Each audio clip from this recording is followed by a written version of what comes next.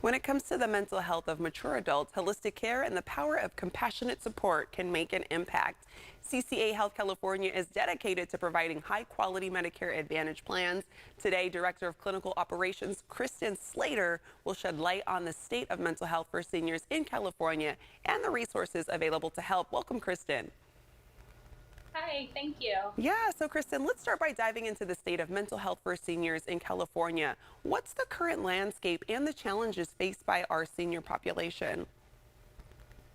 Thank you so much for having me on to talk about this important issue. 1 in 7 California adults experience a mental illness, and as a social worker at CCA Health California, we know that number is even higher for older adults. That's partly because during the pandemic, older adults experienced an increase in depression, anxiety, social isolation, and even sleep disorders. These mental health conditions can have a big impact on physical health, making things like heart disease, cancer, and diabetes much worse. And that's why it's so important for us to address mental health concerns when they arise. Yeah, community is so important. Like you were mentioning, that self-isolation during the pandemic and how that's kind of been drawn on a little bit. So it's important to have those connections. And many of us may have concerns about our own mental health or that of our loved ones. What are some signs or symptoms we should be aware of? Are there specific red flags we should be looking out for? Yeah, there sure are. Sometimes we might think it's normal for someone to feel sad as they get older, but depression is not a normal part of aging. There are some common signs of both depression and anxiety that we can watch out for.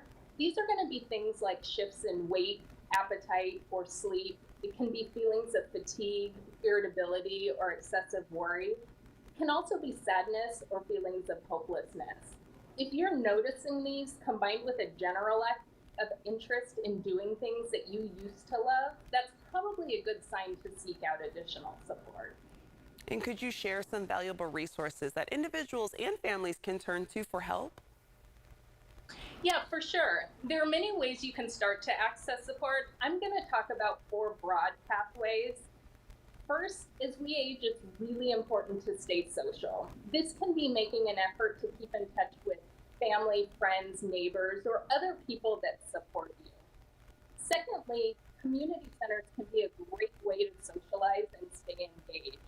Many have free or inexpensive classes that you can join, such as art, computer, or exercise, as well as social activities for older adults. And if you want to learn more about what's available in your specific community, you can contact 211 for more information. What additional... Third, Oh, go ahead. I'm sorry.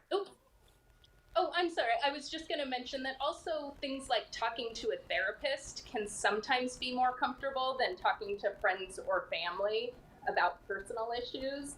And your doctor or health plan should be able to connect you to someone in your area. But if you're not ready to talk to a therapist, also looking for a peer group of individuals that might be experiencing something similar can help, as well as lastly, checking in with your health plan to see what options they may have available. For example, CCA Health California is starting a buddy line for our members to provide support for anyone that's experiencing loneliness or social isolation. And what additional initiatives does CCA Health California have in place to support individuals in managing their mental health needs? That's a great question. At CCA Health, we believe there's a close connection between mental health and physical health. So providing integrated care is going to be the best way to ensure a higher quality of life and well-being for our members. We partner closely with our medical groups and network providers to ensure that our members have a plan of care based on their physical, mental, and social support needs. And then we also design programs like the buddy line I mentioned earlier to help provide additional support for those who need it most. All right, very helpful tips, especially with May being Mental Health Awareness Month. Thank you so much for joining us this morning. You can find out more by going to ccahealthca.org.